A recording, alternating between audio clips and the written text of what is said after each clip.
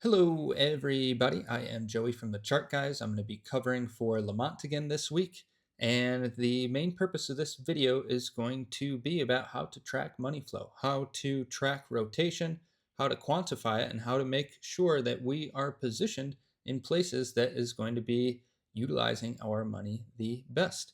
We'll also go through our major sectors, see who's doing what they ought to be doing, see who's struggling, see what bears need to do if they want to prove anything, and see what bulls need to do to continue to keep the show on the road.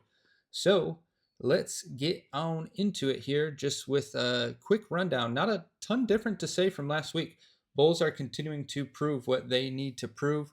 We know that the key factor to let us know that a bigger shift is underway is going to be when rotation stops, but we're continuing to see rotation. So we've got a new line in the sand for SPY bulls. That's going to be down at 708.37, and it's going to be the low of Tuesday or low of Wednesday, depending on the name that you're looking at. But ultimately, hourly oversold marked the lows. We're holding daily 12 EMA. The key guide for me on the S&P 500 and the Nasdaq and the semiconductor ETF SMH is going to be daily 12 EMAs. As long as those are holding, then bulls maintain full control. And let's actually look. We'll skip ahead to IWM and DIA, because last week I spoke about this concept that when bulls have created quite a bit of space above the 12 EMA or below, it works both ways, but in this context above, then you can actually see a trend change take place. But unless that trend change takes out the 12 EMA, then it really doesn't mean much. So one of the examples that we looked at last week with it was NVDA on the monthly, where you have a higher low, lower high, lower low, no follow through because you hold the 12 EMA and then continue on. If we go look at the daily time frame on IWM, we see nearly identical thing: higher low, slight lower high, lower low, no follow through into the 12 EMA, and then right back to the highs. And we see it on DIA as well: higher low, lower high, lower low, no follow through, and right back to the highs. We recently saw it on crude oil futures with the adjusted contract on the weekly time frame: higher low, lower high, lower low, no follow through. You hold the 12 EMA and you're back up to the highs. You will see this often.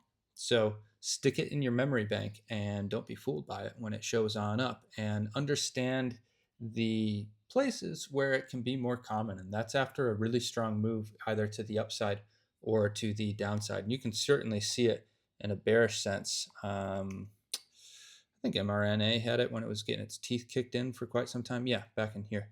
So lower high, higher low, higher high. That's your trend change, right? Should be go sign, not if you don't get above the weekly 12 EMA in this context. So anyways, back to the charts. New line in the sand for SPY bulls to be working off of. It's a bull's world until bears prove something. You got a weekly stair step as well. We're not near historic RSI levels, so the show goes on.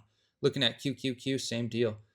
New line in the sand is going to be that low of Tuesday. If we look at the futures charts, that was hourly oversold conditions, and bulls just went from there. And you can just look at these charts and see, okay, we have not dipped below hourly oversold 30 level significantly since the bottom. So next time that happens, that will be notable. Until that happens, it's a bull's world. So not a ton to say.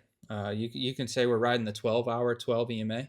If we want a tighter look for bull control, we know when we lose 12-hour 12 EMA, a little bit of a shift will be on, but ultimately bears need to take out daily if anything is going to shift in a more notable sense. And to talk back about what I was speaking about last video, next time that happens, bulls want to hold previous all-time high resistance as support.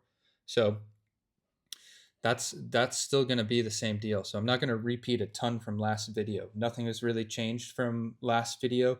We did get the rotation that we were looking for when SMH topped, and it topped temporarily at historic daily overbought conditions. Weekly was tickling, and then we saw some green in the financial sector. So we are continuing to see the rotation. But anyways, not going to repeat everything from last video. If you want to learn more about what will signify a macro top, go back and watch my video from last week. If you want more nitty gritty about what's going on in here, go back to my video from last week. This one's going to be mainly about tracking money flow, but we got to get through our rundown first. So QQQ 12-hour 12 EMA, or NQ rather. I believe ES is not. Yeah, we lost it marginally. You could still say after these previous holds and then a failed hold that we're back to watching it. But for me, I care mainly about NQ right now because tech and semiconductors are running the show. So with that, we'll go ahead and look to SMH. So this is exactly what bulls wanted to see. We knew we were frothy going into the week. We were up at historic daily overbought. I mean, this historic RSI metric continues time and time and time again to just be gangbusters. I have not seen a more reliable signal in the markets. Is it 100%? No, nothing's 100% in the markets, but can it shift your odds and tell you, all right, now if you want to be aggressive counter trend, now's the time to do it? Or more importantly, if you're with the trend, maybe now's a time to consider taking some profits. But right now, it didn't lead to a macro top. And that's just exactly what bulls want to see. It came on down, and where did we bounce from? Hourly oversold. It's your hourly oversold back burner after the massive move. And I was not like gung ho about this dip personally because we had weekly historic oversold tickling as well. So like if weekly historic or overbought, excuse me, if weekly historic overbought is going to follow through, then we know we'll see the daily get trampled on eventually. So I was a little cautious personally, but the aggressive bulls who went for it definitely enjoying the outcome because it's a daily bull flag confirmed at this point, not a ton of follow through. But what we can say is we've got a new line in the sand, 483.29. If bulls are above it, then it remains a bull's world. So back to IWM, daily downtrend confirmed, right back up, testing all-time high, daily 12 EMA. This is why last video I was saying daily 12 EMA is what matters for me because of this exact deal. So we were talking more about SPY and QQQ, but you see here why.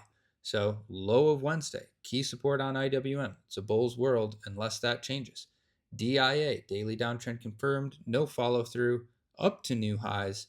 Low of Wednesday, 487 clean, key support. It's a bull's world unless that happens. Bears are going to try to defend all-time high. It's a last hope for the indices to defend all-time high.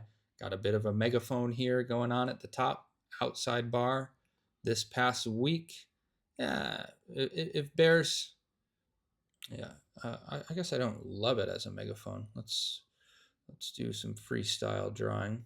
Yeah, but I mean, it just is what it is. Not going to fret about it too much. We'll say low of Wednesday, key support. If that's holding, the bulls keep the show on the road. Potential last man standing short, talked about in last video, not going to repeat it.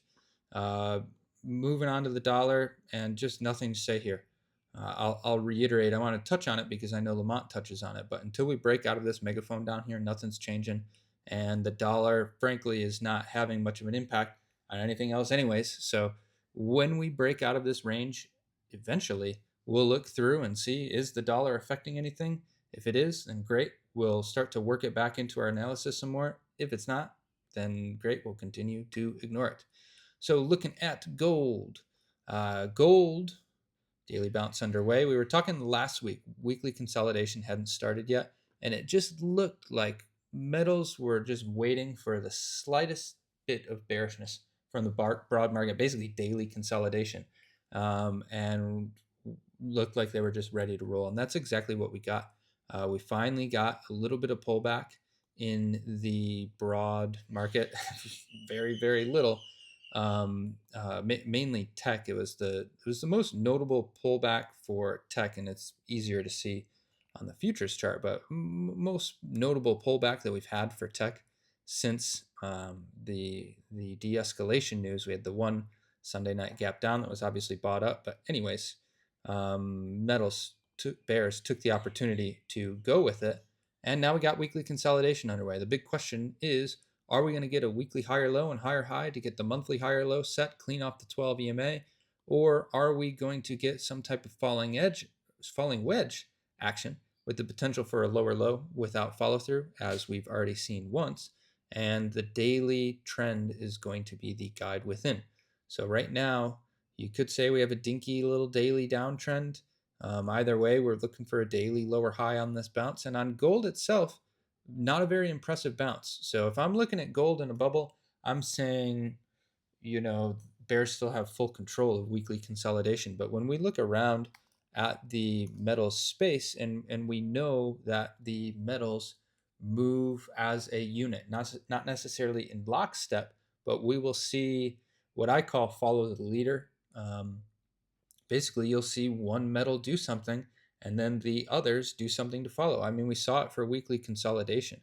If we go back and look at, just going to go back to my watch list, my personal watch list, we had platinum get weekly consolidation underway 2 weeks ago, and then the others followed this past week. We had palladium get weekly consolidation underway 2 weeks ago, and the others followed this week. So you can use the clues to from peers to get edge within the name that you're trading, even if you don't trade those. I don't trade palladium. I've never traded palladium, but I always watch it because it gives clues for the rest of the metal space. So anyways, to circle back here, gold, pretty weak bounce. But when we look at silver, that's quite a nice bounce. It's over daily 12 EMA. It's created enough room for a daily higher low. So silver sure looks like it's about to shape up a weekly higher low. If we look at palladium or platinum, rather, we saw a very nice daily bounce, push up above daily 12 EMA, created room for a daily higher low. So it sure looks like a weekly higher low is trying to shape up there.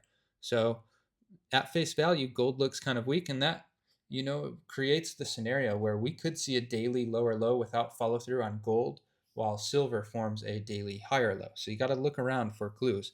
But anyways, this is a good look for the space for attempts at weekly higher lows. If we form weekly higher lows here, retracement is healthy, and we can try for the weekly uptrends. So we'll just go one step at a time and see what we can get. Something to definitely keep an eye on in the space is the gold silver ratio.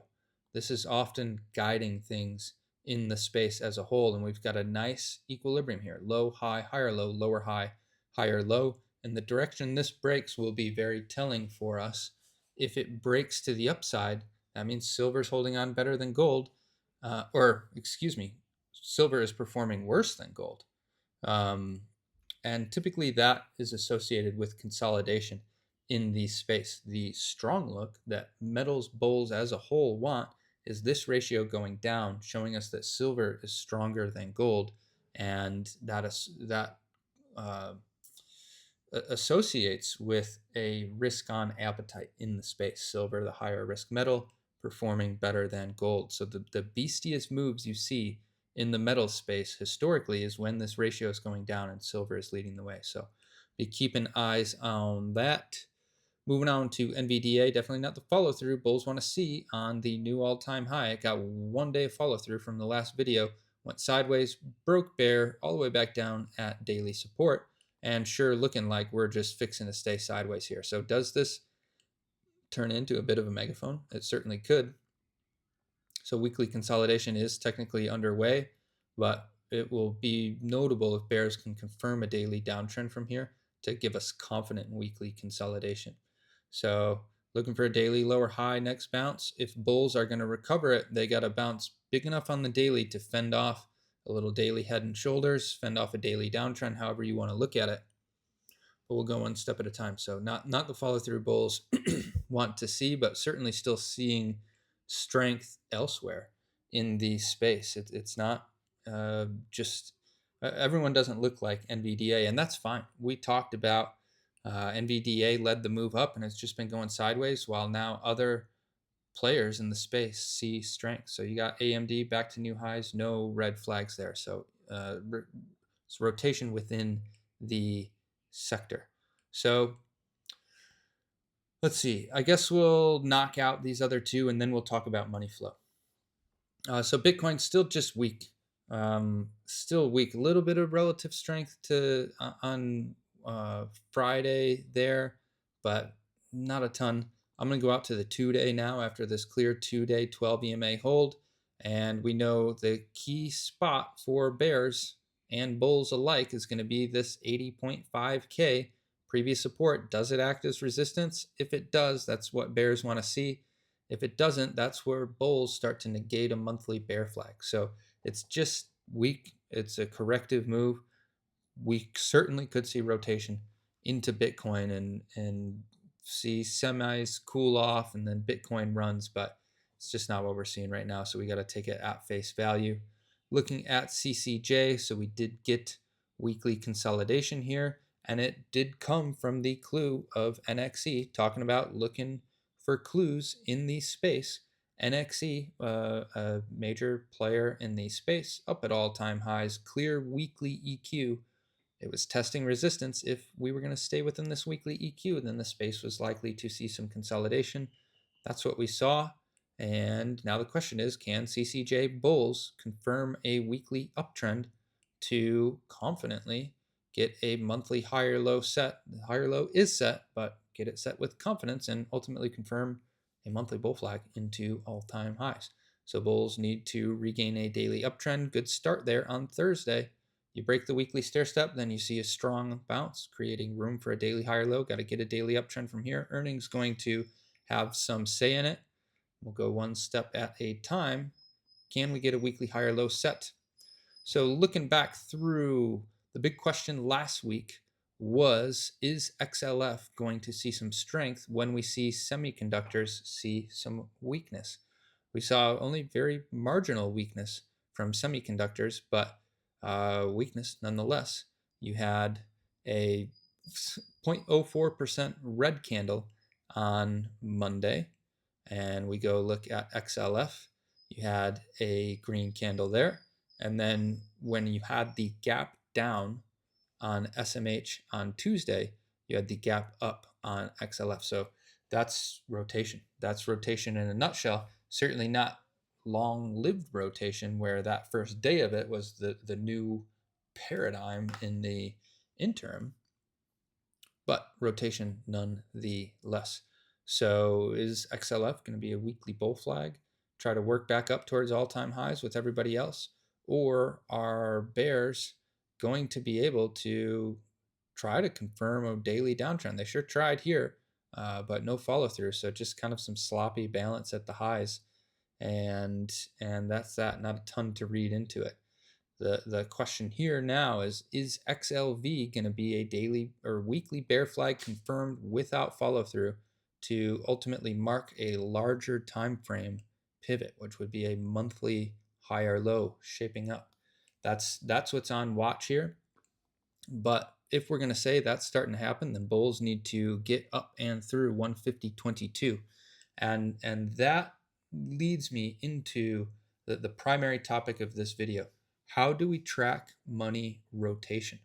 So it's going to be your market ratios. And I will first give an example of the past to show clearly how it works. And then we'll go through these ratios and talk about where people stand currently. So essentially what you want to do is you want to define a status quo on your ratio chart. And we'll use the XLE SPY ratio because this was a fantastic one that was mapped out real time in the Chart Guys chat room, as well as on my Twitter. So, which I guess while we're talking about that, if you're not following me on Twitter, you should. Got a lot of good stuff on there. JungleFunk_ is my Twitter. Got a breakdown of why I was looking for the V shape that has everybody stunned right now in the broad market, along with stream clips from the Chart Guys chat room talking about it ahead of time, and a bunch of other stuff. Random things from my life, random dog pictures and whatnot, and of course the TA. This is where I'm making this video from for you right now. All that stuff, go check it out if you would like. So, XLE SPY ratio. It starts bigger picture. It doesn't always have to be like this, but We knew we were looking for a yearly higher low. It helps if you have larger time frame bias to work with, but with the ratios, it's not necessarily a full-blown prerequisite. But what the deal was on this ratio was we were saying, okay, if we get over 2-week 12 EMA, then we know that is some rotation into XLE SPY. And that's because we're riding 2-week 12 EMA. Then we go to our next baseline. So we say if we get over 2-week 12 EMA, that's some rotation into XLE. And then we'll look to this downtrending resistance line as our next area of resistance. If we get over that downtrending resistance line, then we know we have serious rotation into energy, and a yearly higher low can potentially be shaping on up. So that obviously played out in a big way, and we saw a bunch of follow through on that. But then also talked about on my Twitter the day of the top is we got to be cautious of the potential of, say, a yearly tightening range. So now that we're super extended, headed up towards resistance, we got to open our mind up to the potential that we do see at least some resistance up here. And that was this morning of the top, and bears followed through in a big way there. But that's ultimately the roadmap for how you want to use these ratios. So to look through where we are currently, we can see QQQ SPY up at all-time highs. That is our lead bull. We're riding the 12-hour 12 EMA. We can say when this ratio loses the 12-hour 12 EMA, which little caveat because you got to lose the daily along with it to see follow through, but that will let us know that a shift is underway. So QQQ, this ratio chart is leading the way up. That tells you that QQQ is stronger than SPY.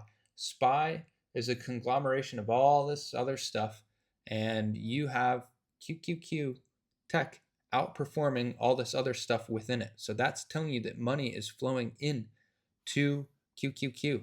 That is the place to be currently. SMH, very similar. We are up at all-time highs on the ratio. We are riding daily 12 EMA with a bounce here from the 12-hour 12 EMA. 12-hour 12 EMA rider is clear as day. So that is letting us know that money is rotating in here. So then we can look at some other folks, and you've got a lot of daily 12 EMA bear riders. Let's see, XLU daily 12 EMA is capping it off for bears there, and you can perform similar TA on these ratio charts that you do on just your regular charts. So who else? XLP is a daily 12 EMA rider for the bears. I believe XLI is as well. XLI daily 12 EMA rider for bears. So what we would say is we watch these ratio charts and we say, if XLI can get over daily 12 EMA, then we'll have some rotation into the industrials. And then you go ahead and you look at your industrials chart, XLI itself, and then you look for a setup that you can do.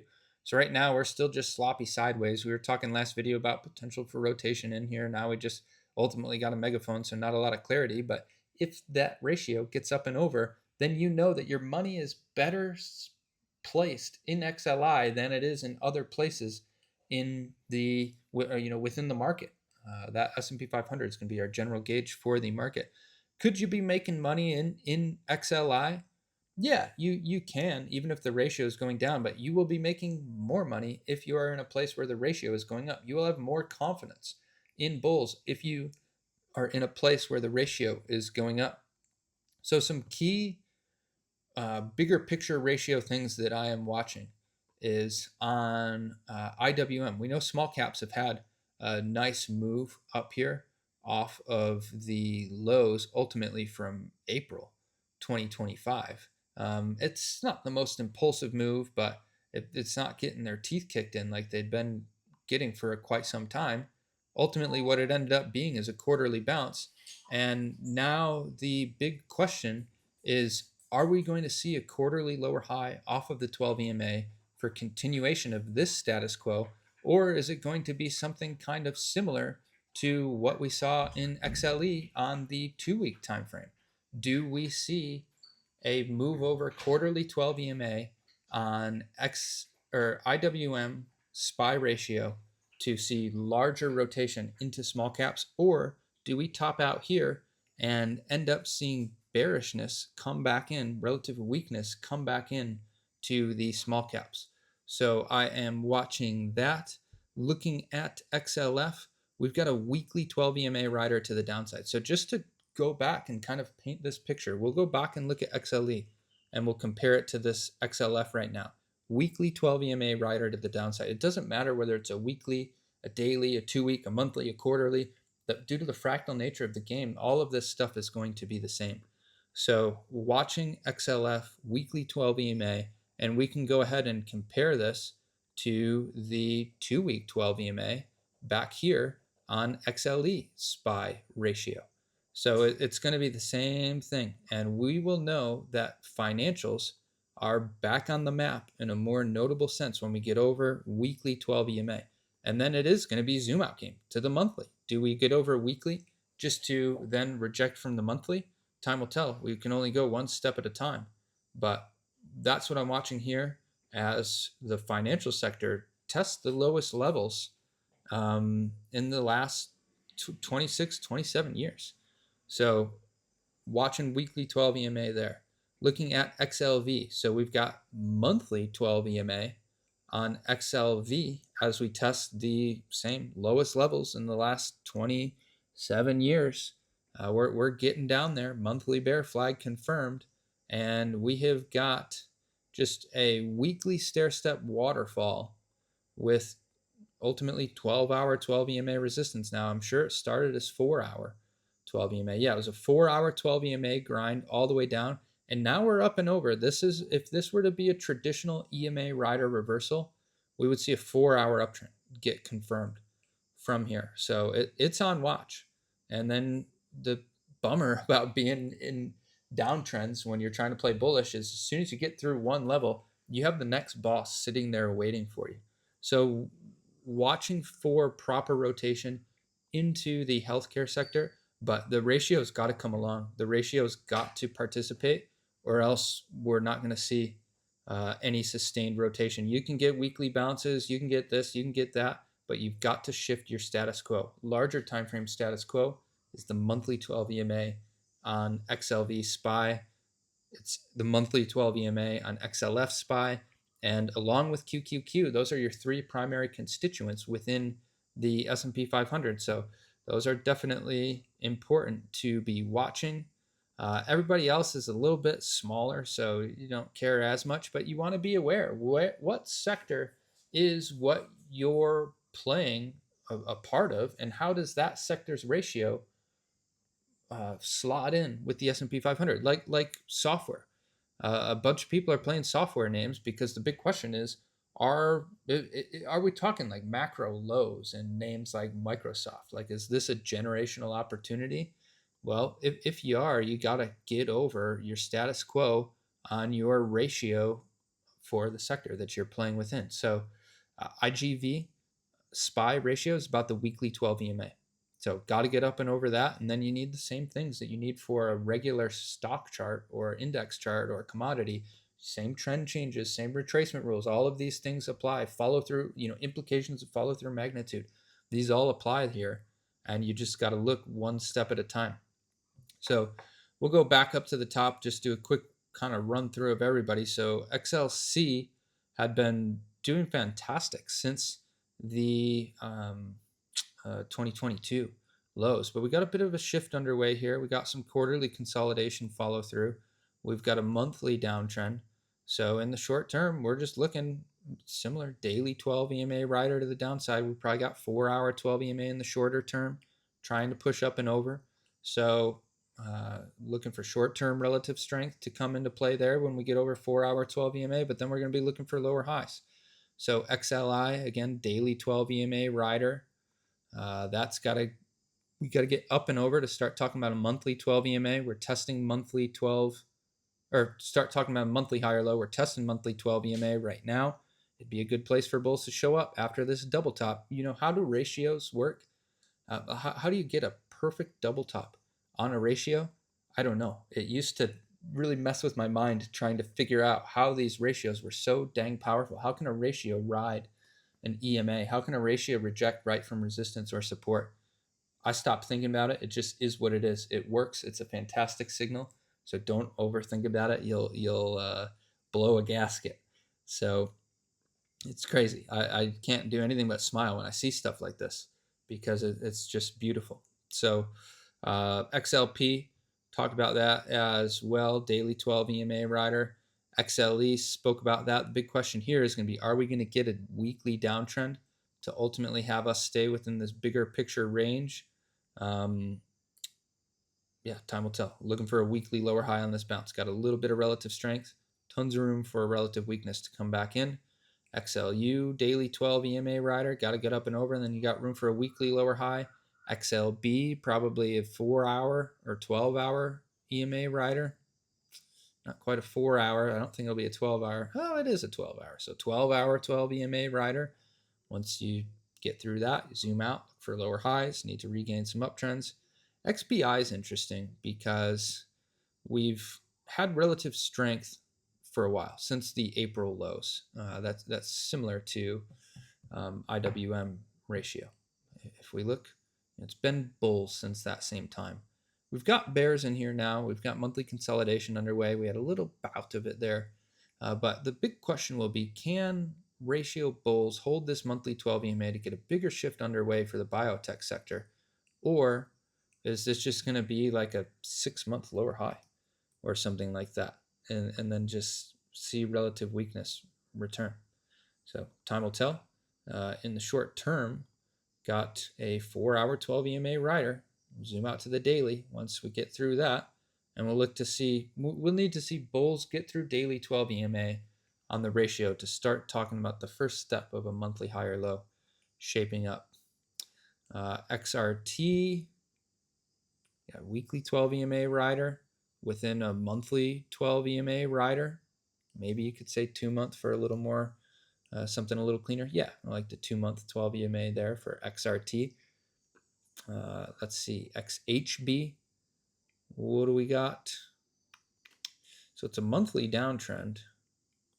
No real EMA rider on the larger time frames, but you got a weekly in the short term. So you got to get over weekly 12 EMA to get a monthly bounce underway there. TAN, weekly downtrend confirmed without follow through after riding the weekly 12 EMA up. That's a good sign for a quick monthly higher low.